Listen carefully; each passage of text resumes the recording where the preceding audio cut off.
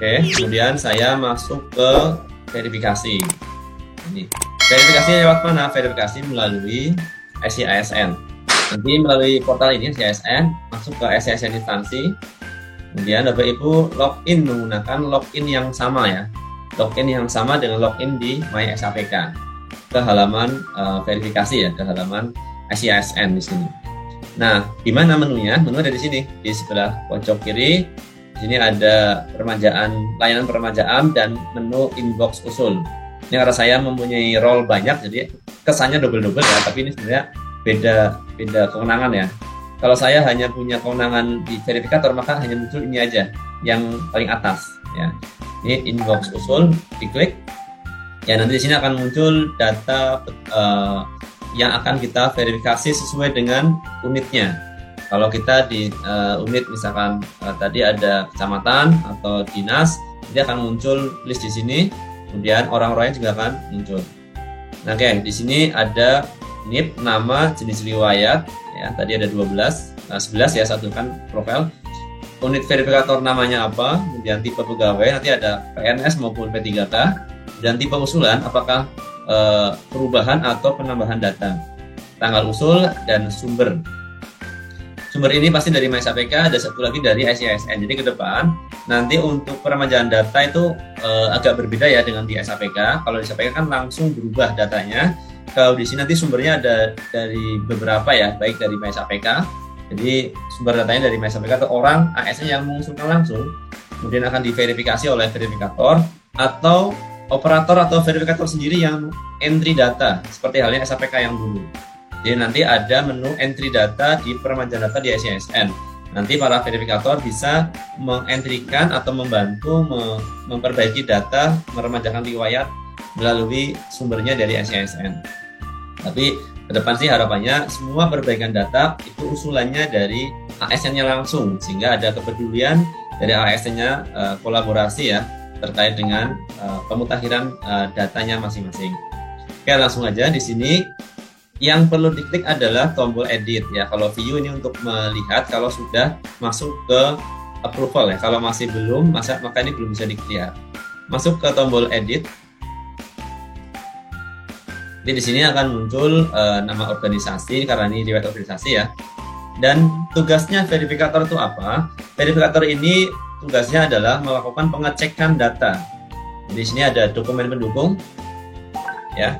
Ini Bapak Ibu bisa lihat ya dokumen pendukungnya yang masuk, yang telah di upload oleh ASN-nya seperti ini. Contoh aja ya. Di sini bisa juga di next kalau lebih dari satu halaman, ya. Atau bisa putar-putar ya, putar kiri, putar kanan itu ya. Contohnya tadi, di preview lagi.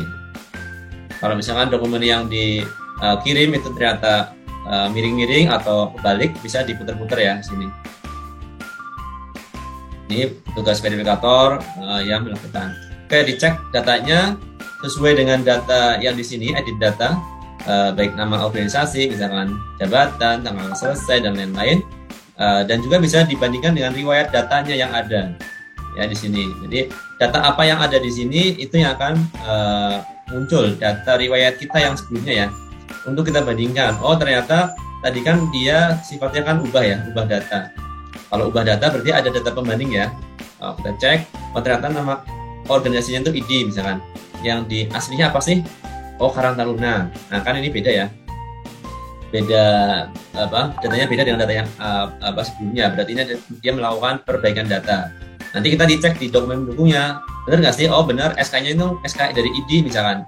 Ada SK pengangkatan keanggotaan organisasi dari ID. Oh berarti benar, ini sudah sesuai. Tapi kalau belum sesuai, boleh dilakukan perbaikan data.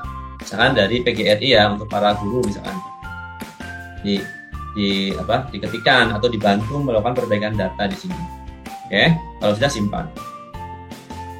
Jadi verifikasi ini dia mengecek dan memperbaiki data yang di-entry oleh ASN. Jadi kalau ada ASN yang sudah kadung kirim tapi ada data yang salah atau dokumennya tidak sesuai, ya data pendukungnya, ternyata dokumennya ini salah upload misalkan. Ini harusnya diupload ijazah tapi yang diupload adalah SKKP misalkan. Udah, Bapak Ibu bisa membantu mengupload ulang di sini ya. Pilih dokumen, kemudian mengupload ulang datanya. Nah, ini kegedean datanya, sorry, dokumennya. Nah, nanti kalau sudah berhasil, nanti akan masuk ke sini lagi dan bisa kita klik selanjutnya. Ya, cukup jelas Bapak Ibu ya terkait dengan bagaimana melakukan verifikasi. Kemudian klik selanjutnya ke step yang keempat, ini adalah resume atau ringkasan. Kita cek lagi dokumen pendukung sudah sesuai. Kalau oke, kita masuk ke step yang terakhir, yaitu simpan berkas usulan. Nah, di sini Bapak Ibu sebagai verifikator itu tugasnya juga selain mengecek dan memperbaiki data adalah melakukan pemberian rekomendasi ke approval ya, ke BKD. Apakah data ini kita terima atau tolak? Kalau misalkan diterima ya klik terima, kalau tolak klik tolak. Nanti isikan catatan kita, kenapa ya tolak, misalkan SK palsu misalkan, dan lain-lain. Silakan diketikkan keterangannya. Ini untuk membantu petugas petugas approval memutuskan apakah ditolak atau diterima. Jadi nanti petugas approval ini atau BKD nanti bisa menganalisa itu kan masukan dari para verifikator. Ya, seperti itu. Nanti ini sifatnya membantu atau memberikan rekomendasi ke approval. Nanti keputusan akhir ada di approval ya, baik terima ataupun tolak. Oke, kalau sudah klik kirim.